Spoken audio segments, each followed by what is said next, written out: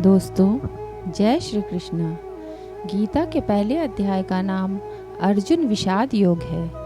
इस अध्याय में कुरुक्षेत्र के मैदान में उपस्थित बंधुओं और संबंधियों को सामने देखकर अर्जुन के मन में उठे विषाद और मना स्थिति का वर्णन किया गया है, जिसे संजय धृतराष्ट्र को बताते हैं। धृतराष्ट्र ने कहा, हे संजय, धन भूमि और कर्म भूमि में युद्ध की इच्छा में से एकत्र हुए मेरे पुत्रों और पांडु के पुत्रों ने क्या किया?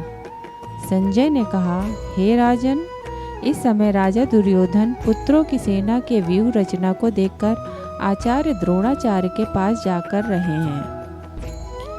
हे आचार्य, पांडु पुत्रों की इस विशाल सेना को देखिए, जिसे आपके बुद्धिमान शिष्य द्रुपद पुत्र धृष्टद्युम्न ने इतने कौशल से व्यूह के आकार में सजाया है। इस युद्ध में भीम और अर्जुन के समान अनेकों महान शूरवीर और धनुर्धर हैं। युयुधान, विराट और द्रुपद जैसे भी महान योद्धा हैं। धृतराष्ट्र, केतु, चेकितान और काशीराज जैसे महान शक्तिशाली और पुरुजित कुंती भोज तथा शैव्य जैसे मनुष्यों में श्रेष्ठ योद्धा भी हैं। युधामन्यु जैसे महान पराक्रमी तथा उत्तम मौजा जैसे अत्यंत शक्तिशाली, सुभद्रा का पुत्र अभिमन्यु और द्रौपदी के पुत्रों सहित ये सभी महान योद्धा हैं। हे ब्राह्मण श्रेष्ठ, हमारी तरफ के उन विशेष शक्तिशाली योद्धाओं को भी जान लीजिए और आपकी जानकारी के लिए मेरी सेना के उन योद्धाओं के बारे में बताता हूँ। मेरी सेना में स्वयं आप द्रोणाचार्य, पितामह भीष्म, कर्ण, कृपाचार्य, अश्वत्थामा, विकर्ण और सोमदत्त का पुत्र भूरिश्रवा जैसे योद्धा हैं, जो सदैव युद्ध में विजयी रहे हैं। ऐसे अन्य शूरवीर भी जो मेरे लिए अपने जीवन का बलिदान देने के लिए अनेक प्रकार के अस्त्र शस्त्रों से सुसज्जित हैं और ये सभी युद्ध विद्या में निपुण हैं। इस प्रकार भीष्म पितामह द्वारा अच्छी प्रकार से संरक्षित हमारी सेना की शक्ति असीमित है, किंतु भीम द्वारा अच्छी प्रकार से संरक्षित होकर भी पांडवों की सेना की शक्ति सीमित है। अतः सभी मोर्चों पर अपनी अपनी जगह स्थित रहकर आप सभी निश्चित रूप से भीष्म पितामह की सभी ओर से सहायता करें। तब कुरुवंश के वयोवृद्ध परम प्रतापी पितामह भीष्म ने दुर्योधन के हृदय में हर्ष उत्पन्न करते हुए सिंह गर्जना के समान उच्च स्वर से शंख बजाया।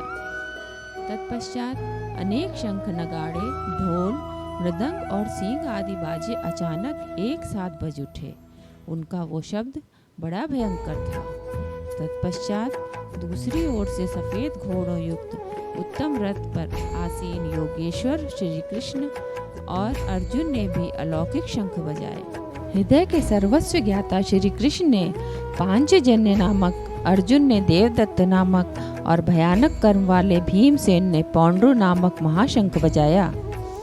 हे राजन, कुंती पुत्र राजा युधिष्ठिर ने अनंत विजय नामक और नकुल तथा सहदेव ने सुघोष और मणि पुष्पक नामक शंख बजाए।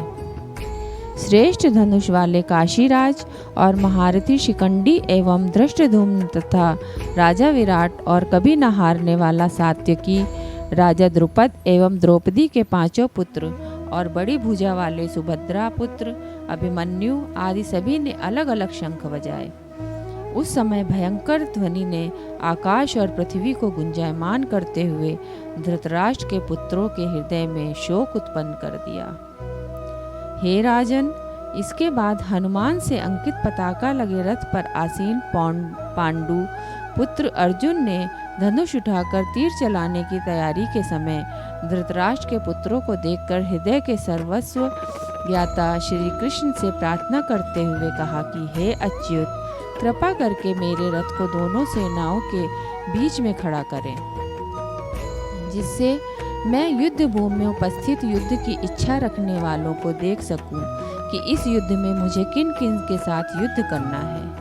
मैं उनको भी देख सकूं जो ये राजा लोग यहाँ पर धृतराष्ट्र के दुर्बुद्धि पुत्र दुर्योधन के हित की इच्छा से युद्ध करने के लिए एकत्रित हुए हैं। संजय ने कहा, हे भरतवंशी, अर्जुन द्वारा इस प्रकार कहे जाने पर हृदय के पूर्ण ज्ञाता श्री कृष्ण ने दोनों सेनाओं के बीच में उस उत्तम रथ को खड़ा कर दिया।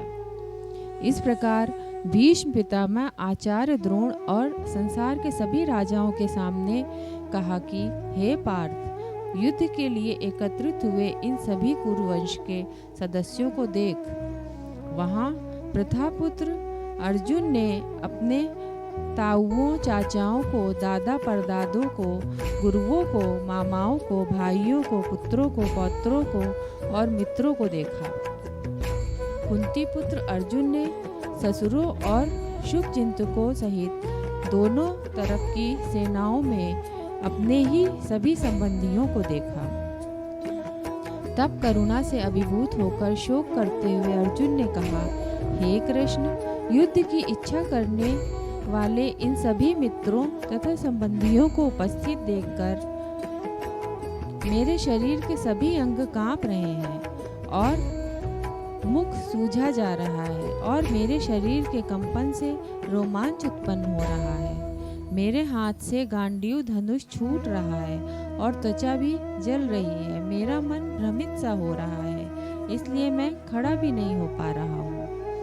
हे केशव, मुझे तो केवल अशुभ लक्षण ही दिखाई दे रहे हैं। युद्ध में स्वजनों को मारने में मुझे कोई कल्याण नहीं दिखाई देता है। हे कृष्ण, मैं ना तो विजय चाहता हूँ और ना ही राज्य और सुखों की इच्छा करता हूँ। हे गोविंद, हमें ऐसे राज्य, सुख और इस जीवन से भी क्या लाभ है जिनके साथ में हमें राज्य आदि सुखों को भोगने की इच्छा है, जब वो ही अपने जीवन के सभी सुखों को त्याग करके इस युद्ध भूमि में खड़े हैं।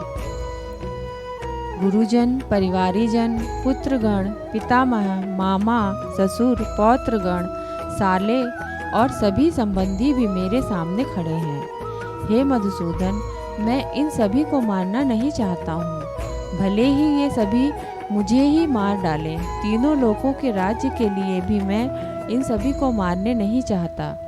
फिर पृथ्वी के लिए तो कहना ही क्या। हे जनार्दन, धृतराष्ट्र के पुत्रों को मारकर हमें कौन सी प्रसन्नता मिलेगी, बल्कि इन आतताइयों को मारकर तो हमें पाप ही लगेगा। हे माधव, अतः मुझे धृतराष्ट्र के पुत्रों को, उनके मित्रों को और संबंधियों सहित मारना उचित नहीं लगता है, क्योंकि अपने ही कुटुंबियों को मारकर हम कैसे सुखी रह सकते हैं।